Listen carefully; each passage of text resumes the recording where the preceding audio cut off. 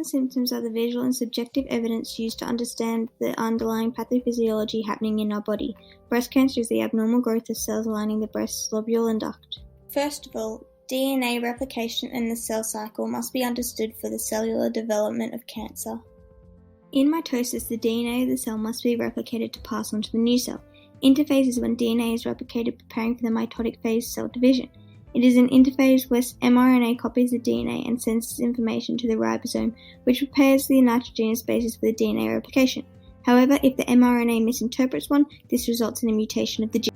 This is an example of how a normal hemoglobin can be mutated to a sickle cell hemoglobin by replacing a nitrogenous base.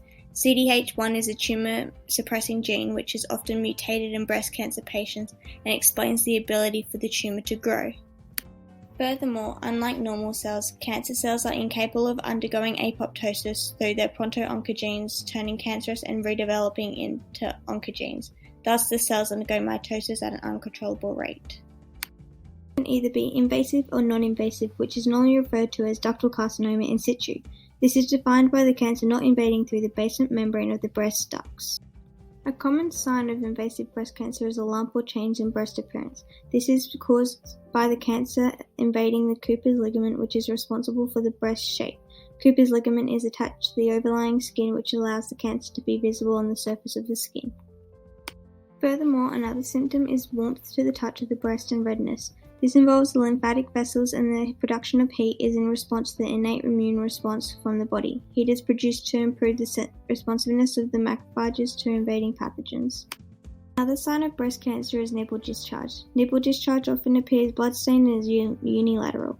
The lobules of the breast are surrounded in loose connective tissue which contains capillaries.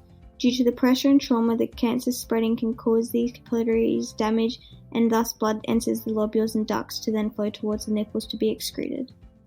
Finally, the stages of breast cancer are all linked with the underlying cellular relationship of the disease.